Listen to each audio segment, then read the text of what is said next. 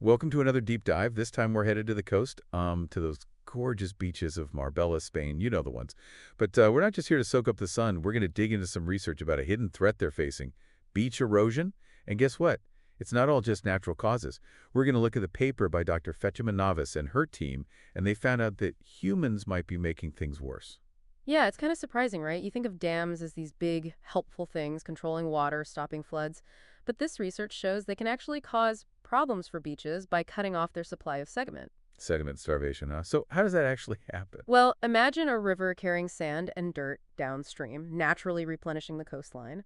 Now picture a dam being built right in the middle of that river. It's like a giant wall, trapping all that sediment upstream. Okay, now I see where the starvation part comes in. The beaches aren't getting their regular delivery of sand, but how can we tell just how much sediment is actually getting trapped? Well, the researchers created what they call a GIS-based model. It's like a super detailed digital map. They used it to figure out just how much sediment would have flowed from the Rio Verde River to the coast if the dam wasn't there. And the results were pretty shocking. Their model predicted that during just one big rainstorm, almost 300,000 tons of sediment could be produced. Whoa, that's a lot. Like, how much is 300,000 tons? It's like a picture over 200,000 cars. That's about how much all that sediment would weigh. And all of that is no longer reaching those Marbella beaches. Wow, that's hard to even imagine.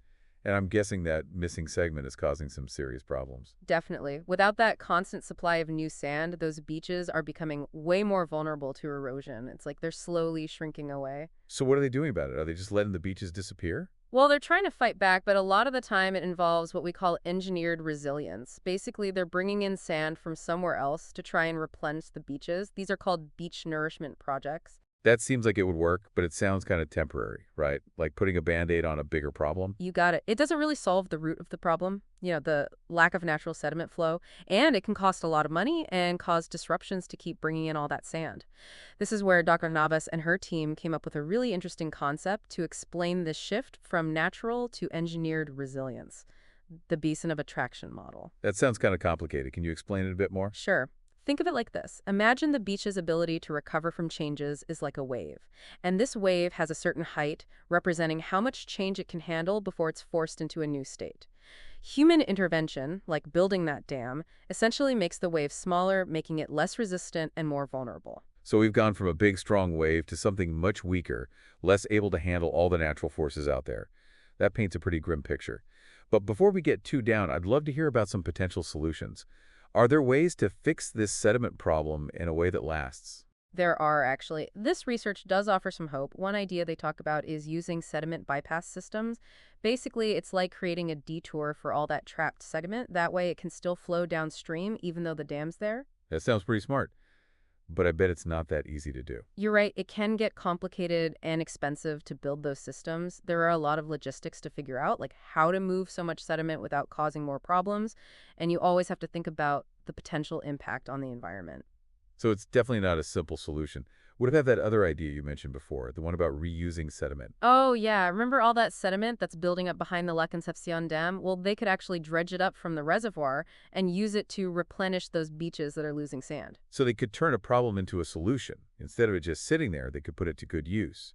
But wouldn't they have to be careful about what's in that sediment before putting it on the beaches? For sure. That's really important. Before they could reuse it, they'd have to test it and make sure it's safe for the beach environment. We wouldn't want to add any pollution or anything that could hurt the ecosystem or people visiting the beach. It sounds like both of those solutions, the segment bypass and reusing the dredged sediment, come with their own challenges. But at least they'd be more sustainable in the long run than trucking in sand all the time, right? Exactly. It might not be a quick fix, but it gets to the root of the problem. The goal is to restore the natural flow of sediment and help the Marbella Coast become resilient again.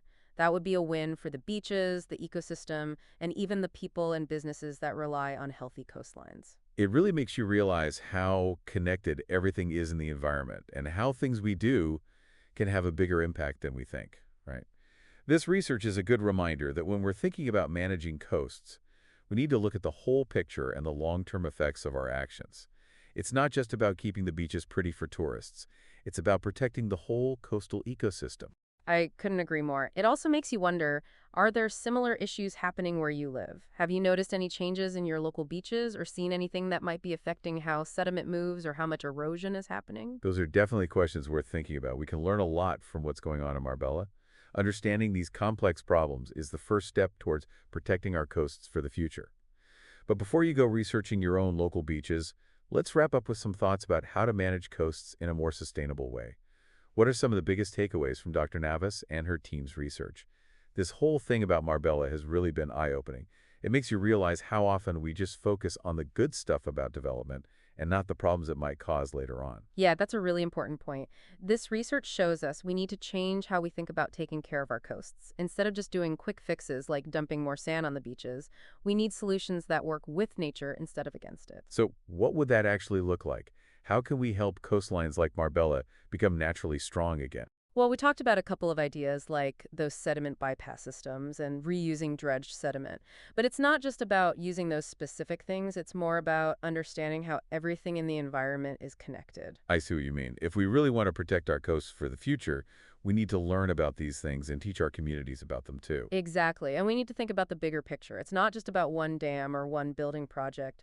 It's about how everything we do adds up and affects the balance of these sensitive coastal areas. This deep dive has given us a lot to think about. It reminds us that we all have a part to play in protecting our coasts, whether it's supporting research, speaking up for better policies, or just making smarter choices in our own lives. Well said. Even small actions can make a difference when it comes to creating a healthier future for our coasts. And that's definitely something worth fighting for. So, as we wrap up this deep dive, I want to encourage you, our listeners, to keep exploring, keep asking questions, and keep learning about the amazing world of our coasts. The more we understand, the better we can protect these special places for generations to come. Thanks for joining us on this deep dive.